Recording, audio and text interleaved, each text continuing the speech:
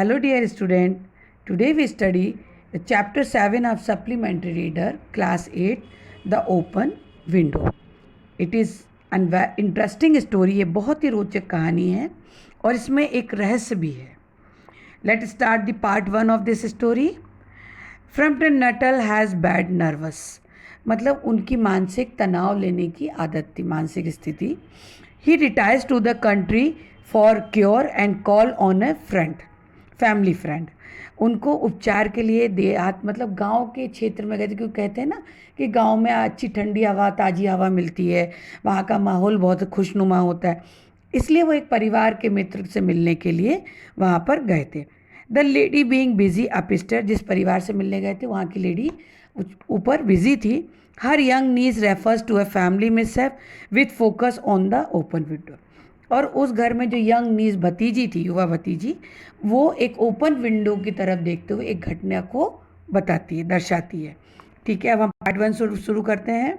My aunt will be down presently Mister Nuttel. वो भतीजी क्या बोलती है? Said a self possessed young lady of 15 साल की जो उनकी भतीजी है वो बोलती है, मेरी चाची आंट जल्दी ही यहाँ पर आ जाएंगी. In a mean time you must try and put up with me. जब तक वो आती हैं आप मेरी उपस्थिति को सहन कीजिए. Framton Nuttel endeavoured to say something which should duly flatter the niece of the moment without unduly discounting the aunt that was to come. Framton Nuttel ने कुछ कहने का प्रयास किया, लेकिन जो नीज थी वो उस उपस्थिति से वह प्रसन्न हो गए. और चाची जो आने वाली थी ना, उनका भी महत्व भी अनावश्यक रूप से कम हो गया, क्योंकि वो जो लड़की थी वो चुपचाप बैठी थी, ये भी चुपचाप बैठे हुए थे. तो उनको समझ नहीं आ रहा था कि वो चाची कब तक आएंगे, वो आंट लेडी से जिससे मिलने के लिए आए थे. इसी बीच में क्या होता है, privately he doubted more than ever whether these formal visit of A succession of total stranger would do much toward helping the nerve cure which he was supposed to be undergoing. वो सोचते हैं कि जो निजी रूप से वो जो मिलने के लिए आए हैं इनसे, तो क्या इन अपरिचित लोगों से मिलने के बाद उनका मानसिक तनाव कुछ कम होगा, क्या उनको उपचार में उनकी मदद मिलेगी, वो ये सोचते हैं. I know how it will be. मैं जानती हूँ ये सब कैसे होगा. His sister had said when he was preparing to migrate to this rural retreat. उनकी सिस्टर कहती है, मैं समझती हूँ कि आपके मानसिक जो तनाव आप लेते हैं वो कैसे दूर होगा.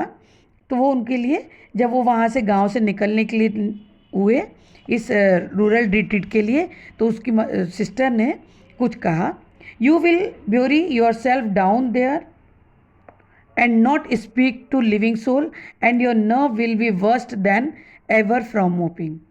वो कहती है कि अगर आप ग्रामीण इलाके में जाते हैं, गांव में जाते हैं, जाने की तैयारी करें, तो वहाँ जाकर अगर एकांतवास में रहोगे, वहाँ किसी से बात नहीं करोगे, उदास रहोगे, तो तुम्हारी तबीयत और बिगड़ जाएगी.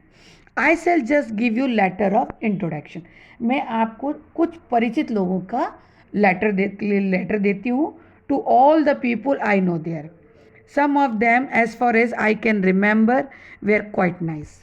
वो कहती मैं तुम वहाँ के कुछ लोगों का तुम्हें इंट्रोडक्शन देती हूँ, कुछ लेटर लिख कर देती हूँ. वहाँ पर जो आप मिलोगे उनसे, और सभी लोग बहुत ही अच्छे हैं, जहाँ तक मुझे याद है वो सभी तुम्हारी हेल्प करेंगे. Framton Nuttel wondered whether Mrs Sappleton, the lady to whom he was presenting one of the letters of introduction, came into the nice division. अब वो सोचते हैं मिस्टर फ्रैम्पटन नटल कि जिस लेडी के लिए वो ये लेटर लेकर आए, परिचय पत्र लेकर आए हैं, क्या वो बढ़िया लोगों की श्रेणी में आती है, क्या वो वाकई बढ़िया कैटेगरी में आती है. डिवीज़न मतलब कैटेगरी में आती है, नाइस कैटेगरी में आती है, क्या वो बहुत बढ़िया लोगों के कैटेगरी में आती है. Do you know many of the people round hair आज द नीज व्हेन शी जज that they had had sufficient silent communion. मतलब वो पूछती है, do you know many of the people round here. क्या आप यहाँ पर बहुत से लोगों को जानते हैं. किसने पूछा? ये नीज ने पूछा, क्योंकि बहुत देर से वो उनका जो बैठे हुए थे बिल्कुल चुपचाप, एक दूसरे से बात नहीं कर रहे थे काफ़ी देर से. तो भतीजी ने ये पूछा. Hardly a soul. Hardly soul मतलब मुश्किल से मैं किसी व्यक्ति को जानता हूँ. सोल यहाँ पे ह्यूमन बीइंग के बारे में बताया गया है कि किसी को मैं बहुत मुश्किल से जानता हूँ. Said Framton, my sister was staying here some 4 years ago. मेरी जो सिस्टर है वो यहाँ पर 4 साल पहले रहती थी. And she gave me letters of introduction to some of the people here. यहाँ पर कुछ रहने वाले लोगों का उसने कुछ मुझे परिचय पत्र दिया है जो मैं लेकर यहाँ पर आया हूँ. He made the last statement in A tone of distinct regret. जो उसने जो आखिरी बात कही कि मैं इंट्रोडक्शन लेटर लेके आया हूँ, बहुत ही स्पष्ट स्वरूप में कही थी और खेद भी था उसे. Then you know practically nothing about my aunt. तो वो लड़की बोलती है, क्या आप मेरी चाची के बारे में बिल्कुल भी नहीं जानते हैं? Pursued the self possessed young lady. बहुत आत्मविश्वास के साथ उस लेडी ने कहा, उस लड़की ने कहा, only her name and address admitted the caller. मतलब क्या कहा फ्रैम्पटन नटल, मैं सिर्फ उनका नाम और एड्रेस जानता हूँ. He was wondering whether Mrs Sappleton was in the married or a widowed state. वो भी वंडर थे, वो आश्चर्यचकित थे, सोच रहे थे कि वो शादीशुदा होगी कि विडो होगी. An undefinable something about the room seems to suggest masculine habitation.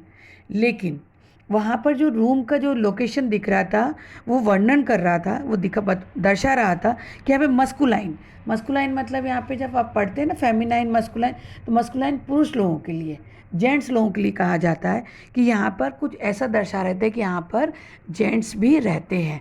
कुछ सामान इस तरह से बिखरा हुआ था, कुछ उनके सामान थे, जिससे उस मिस्टर फ्रैम्पटन नटल को पता चल रहा था कि यहाँ पर कुछ मस्कुलाइन हैबिटेशन भी है.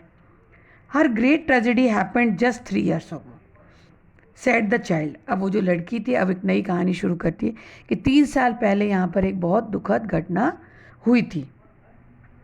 That would be since your sisters time. और तुम्हारी सिस्टर के समय जाने के पश्चात वो घटना हुई थी. You may wonder why we keep that window wide open on an October afternoon. आपको आश्चर्य होगा कि अक्टूबर के तीसरे पैर में ये विंडो हमने क्यों खोलकर रखी है. Said the niece, indicating a large French window that opened on to a lawn. Lawn की तरफ एक विंडो जो खुलती है उसकी तरफ दर्शाते हुए उसने ऐसा कहा. It is quite warm for the time of the year, said Framton, but has that window got anything to do with the tragedy. अब जो फ्रैम्पटन नटल सोचने लगे कि क्या इस मौसम में जो ये विंडो खुली है इसमें कोई ट्रेजेडी है क्या. Out through the window 3 years ago to a day, her husband and her 2 young brother went off for their day's shooting. अब वो जो नीस थी वो एक नई कहानी सुनाती है कि 3 वर्ष पहले आज ही के दिन उस आंट जो उसके आंट हैं उसके हस्बैंड और उसके 2 यंग ब्रदर्स इसी विंडो की तरफ से वो शिकार करने के लिए गए थे. They never came back. वे कभी लौटकर नहीं आए. In crossing the moor means होता है बंजर जमीन, to their favourite shooting ground, they were all 3 engulfed in a treacherous piece of work. मतलब जो बंजर ज़मीन समझकर वहाँ पर शिकार करने गए थे, वहाँ पर एक बंजर भूमि को लांघते समय एक सुरक्षित स्थान देखने वाली जगह को वो जा रहे थे, लेकिन एक खतरनाक दलदल जो यहाँ पर याद है बोग, ट्रेंचरस पीस ऑफ बोग, दलदल की एक जगह पर वो फंस गए. It had been that dreadful bad summer. वो गर्मी का ग्रीष्म ऋतु थी, गर्मी का सीज़न था, फिर भी वो दलदल वहाँ पर हो गया था. You know and places that were safe in other year gave way suddenly without warning.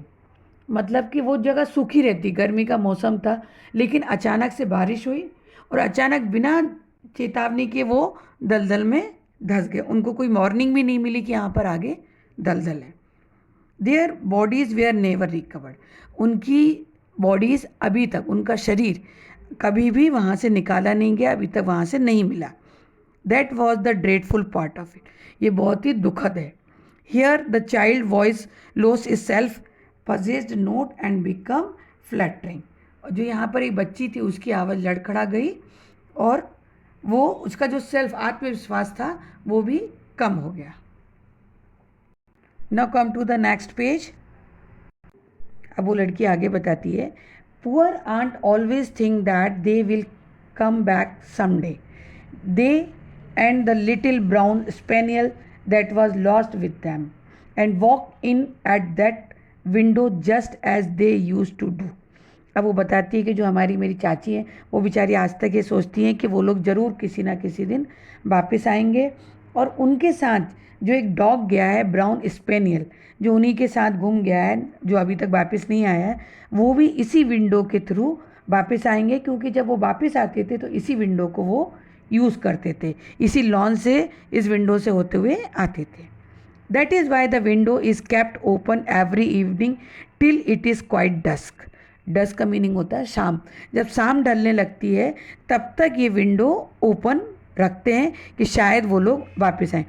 Poor dear aunt, she has often told me how they went out, her husband with his white waterproof coat over his arms.